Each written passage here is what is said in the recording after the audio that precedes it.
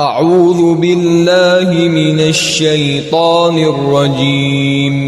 بسم الله الرحمن الرحيم. يا أيها المزمل قم الليل إلا قليلا نصفه أو انقص منه قليلا أو زد عليه ورتل القرآن ترتيلا إنا سنلقي عليك قولا ثقيلا إن ناشئة الليل هي أشد وطئا وأقوم قيلا إن لك في النهار سبحا طويلا واذكر اسم ربك وتبتل إليه تبتيلا رب المشرق والمغرب لا إله إلا هو فاتخذه وكيلا واصبر على ما يقولون واهجرهم هجرا جميلا وذرني والمكذبين أولي النعمة ومهلهم قليلا إن لدينا أنكالا وجحيما وطعاما ذا غصة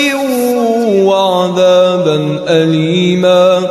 يوم ترجف الأرض والجبال وكانت الجبال كثيبا مهيلا إنا أرسلنا إليكم رسولا شاهدا عليكم كما أرسلنا إلى فرعون رسولا فعصى فرعون الرسول فأخذناه أخذا وبيلا فكيف تتقون إن كفرتم يوما يجعل الولدان شيبا السماء منفطر به كان وعده مفعولا إن هذه تذكرة فمن شاء اتخذ إلى ربه سبيلا إن ربك يعلم أنك تقوم أدنى من ثلثي الليل ونصفه وثلثه وطائفة من الذين معك والله يقدر الليل والنهار علم أن لن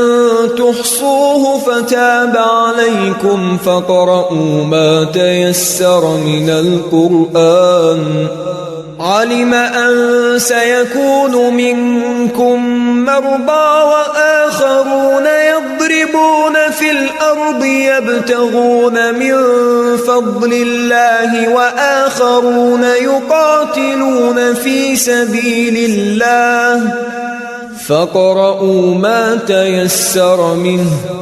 وأقيموا الصلاة وآتوا الزكاة وأقرضوا الله قرضا حسنا وما تقدموا لأنفسكم من خير تجدوه عند الله هو خيرا وأعظم أجرا واستغفروا الله إن الله غفور رحيم